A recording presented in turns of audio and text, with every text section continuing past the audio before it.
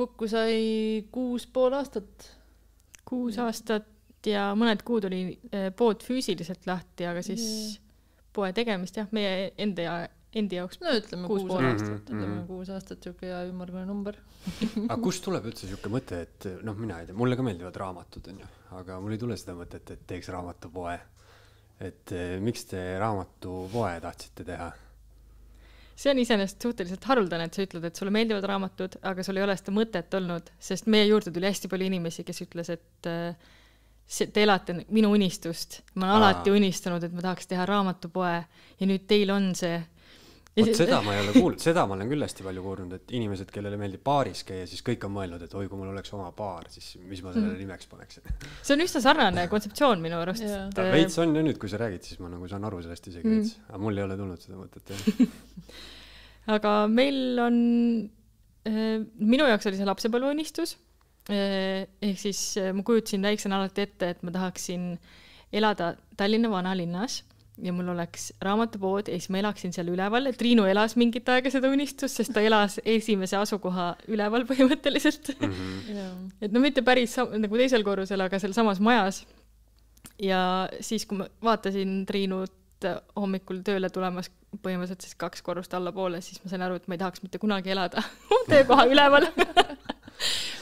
See oli huvitav periood ja et sa ei saagi päeva jooksul põhimõtteliselt sellest ühest majast välja, et kõik toimub nii väikeste ruutmeetrite peal.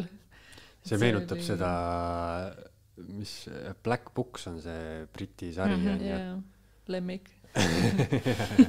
Nüüd mul tuli see just meelde, mõtlesin, et sealt võtsite inspiratsiooni kindlasti.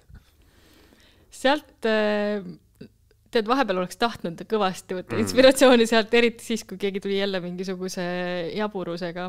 Et nagu sa ütlesid, et sa lugesid seda Värske Rõhu päevikut, siis kui Värske Rõhk tegi meile ettepaneku, aga neile avaldada siis mingisugune päevik, nad ei olnud, mis vormis nad seda tahavad, siis ma mingi aja hoidsin meil poes nagu kramplikult sellist faili, kus ma kirjutasin, et täna käis 3 inimest. No umbes selline, aga siis ma sain aru, et meil on tegelikult Triinuga see fail olemas, mida me alustasime lihtsalt päris alguses, jah. Et üksteisel nagu märku anda, et mis mingi veidraid asju päeva peal toimus. Ja siis need Black Booksi momendid oleks tulnud täpselt siis, kui keegi jälle tuleb ja ütleb, et noh, mis te naised teete siin? Poodi peate. Siuke, et tahaksin nagu veinipudeliga uksest välja ajada. Inimestel oli siis kuidagi lugedes ka seda, et eriti vist selle esimese asukohaga siis, kuhu mina ei sattunudki, aga et kuidagi nagu kõik sisseastujad nagu väga ei tahtnud uskuda, et teil ongi nüüd siin raamatupood või mis siin toimub. Nii oli et eriti käis see pinda keskealistele meestele vist või vanematele härradele, et kuidas 2 noort naist saavad üldse midagi kirjandusest teada. See ei mahtunud neile pähe ja veel vähem vist, et tegelete ettevõtlusega. Ja need 2 asja koos kuidagi üldse ei tundu normaalne ju. Aha, okei. Siis oli nagu seotud see, et te olete naised ja peate raamatupoodi. Ma ise nagu lugedes, ma umbes mõtlesin, et need härrad või need inimesed on just sellised raamatuvõõramad inimesed, kes on harjunud, et raamatupood on see kaubanduskeskuse tohutu suur raamatumaal, mingi rahvaraamatud ja Apollod on ju, et sa lähed ja sul on seal, ma ei tea, kohvikud ja lauamängud ja kõik see möll ja siis sa satud kuhugi raamatupoodi, elu sees pole näiteks antikvariaadis käinud on ja siis sa ei tunne ära, et mis asi see on, et miks siin raamatud on või, aga siis oli pigem nagu vastupidi. Mitte ainult, et selles suhtes oli ka neid inimesi, kellel raamatud meeldivad, aga neile ei mahtunud võib-olla ka pähe see, et miks nagu peaks sellisel kujul tegema üldse. See kontseptsioon võib-olla Eestis oli tol ajal võõras, et väike raamatupood, iseseisev raamatupood kettidest eraldi, sest tegelikult ju kõikjal mujal Euroopas on see standard, et igaüks peab oma raamatupoodi, et neid on nii palju erinevaid, aga meil on siin kuidagi risti vastupidi see lugu.